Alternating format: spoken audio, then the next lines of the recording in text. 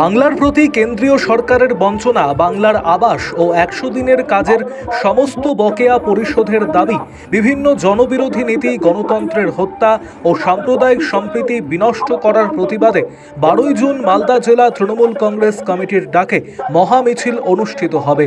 তারই অঙ্গ হিসেবে এদিন বামনগোলা ব্লক তৃণমূল কংগ্রেসের উদ্যোগে মালদা চলো কর্মসূচি অনুষ্ঠিত হয়।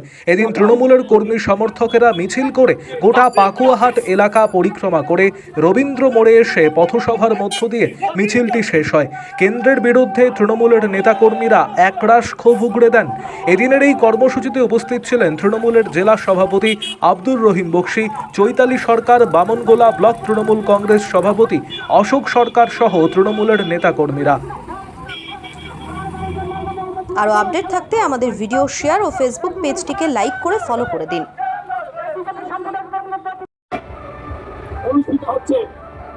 আমরা লক্ষ্য করে দেখছি বন্ধু, যে কেন্দ্রে থাকা বিজেপি সরকার প্রতিনিয়ত মানুষের বিরুদ্ধে জনবিরোধী নীতি গ্রহণ করে মানুষকে মৃত্যুর মুখে ফেলে দেওয়ার চক্রান্ত করছে, ঘৃণ্য চক্রান্ত করছে।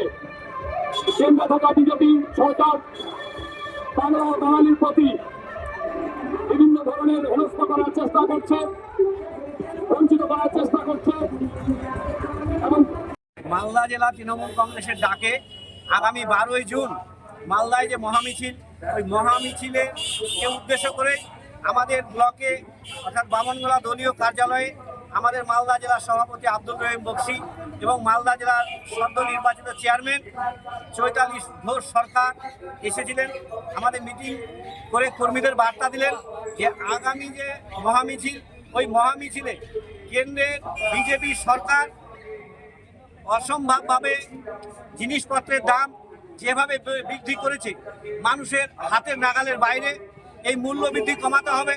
এবং ফারাক্কার উপর দিয়ে যে গঙ্গা নদী বেয়ে গিয়েছে, গঙ্গা নদী ভয়াবহ আকার ধারণ করছে। সামনে বর্ষা, গঙ্গায় মানুষের ঘরবাড়ি ভেঙে মানুষ ভিটাহারা হচ্ছে। কেন্দ্র উদাসীনতা দেখাচ্ছে।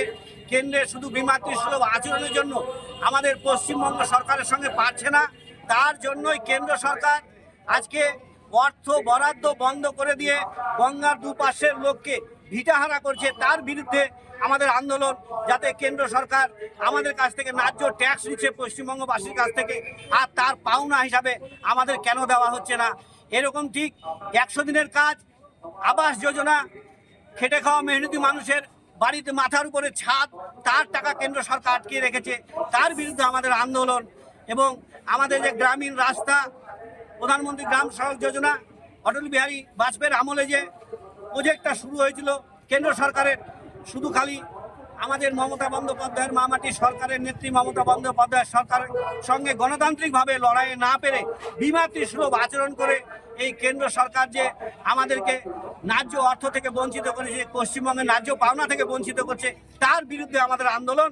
তার বিরুদ্ধে গোটা মালদাবাসী গর্জে উঠে আগামী 12 তারিখ কলেজ মাঠ থেকে আমাদের র্যালি বের হবে এবং প্রায় 20 থেকে 25,000 লোকের জমায়েত করে আমরা মালদা শহরকে স্তব্ধ করে দেবো। এবং এই আন্দোলনে যদি কেন্দ্র সরকার আমাদের ন্যায্য দাবি না দেয়, তাহলে এই আন্দোলন আগামী দিনে আরো বৃহৎ থেকে বৃহত্তর আন্দোলনে আমরা যেতে বাধ্য হব। আমার পরিচয়, আমার নাম অশোক সরকার, সভাপতি বামনগোলা ব্লক তৃণমূল কংগ্রেস।